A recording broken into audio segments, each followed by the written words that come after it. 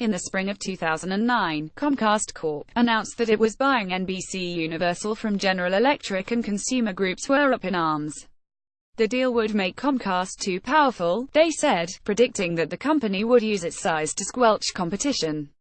Our greatest fear is that this Comcast merger will cause such a behemoth that the combined company will have the incentive and the ability to kill over-top video in its crib, said Gigi Sohn, then the president of Public Knowledge, a public interest group. The Justice Department looked at the deal closely, but ultimately approved it with minimal requirements. Why? Because even though the combination would indeed create a behemoth, the two companies did&t compete directly with each other in any of their businesses. As the antitrust cognoscenti say, it was a vertical merger. And as the legal website Law 360 noted shortly after the deal was completed, the DOJ almost never blocks vertical mergers unless the merger would make it impossible for a new competitor to enter. More recently, Rich Greenfield, the BTIG media analyst, wrote that the DOJ has not litigated a vertical merger in over 40 years. Last summer, when Verizon announced that it was buying Yahoo Inc., complaints were also raised, this time about the privacy implications of the deal. Once again, the Justice Department examined the deal and then waved it through. It was another vertical merger.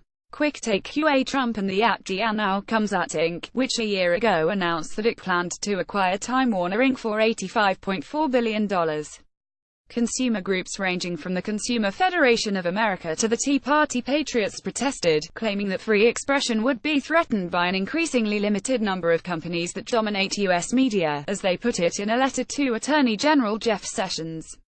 Just as with Comcast and Universal and Verizon Yahoo, those complaints shouldn't matter, not if the Justice Department abides by its own written guidelines and applies the same standards. At&t Time Warner have no competing businesses. Which also owns DirecTV, is a distributor.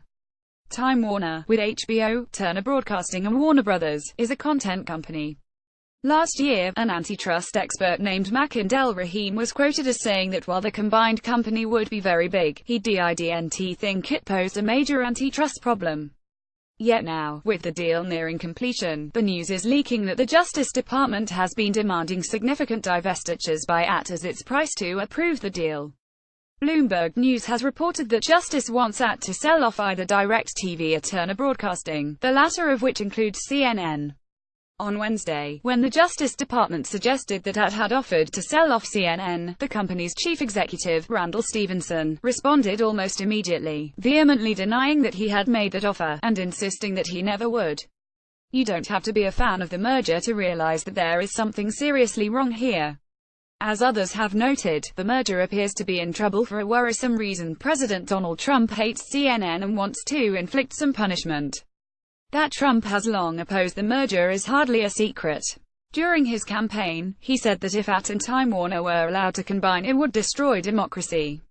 He put out a campaign statement vowing to break up the new media conglomerate oligopolies that are attempting to unduly influence America's political process.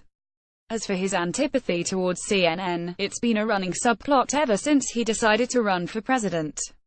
He bashed the station all through the campaign and hasn't let up as president, accusing it of being one of the media outlets that traffics in fake news. A few months ago, he shockingly tweeted an image of a train running over a CNN reporter. Trump has every right to oppose the deal and to criticize CNN as they say, it's a free country. But he doesn't have the right to bend the Justice Department to his will. Yet that appears to be what is happening.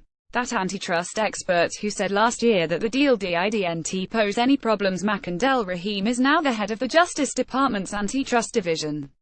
And wouldn't you know it, he suddenly had a change of heart about the antitrust implications of the deal.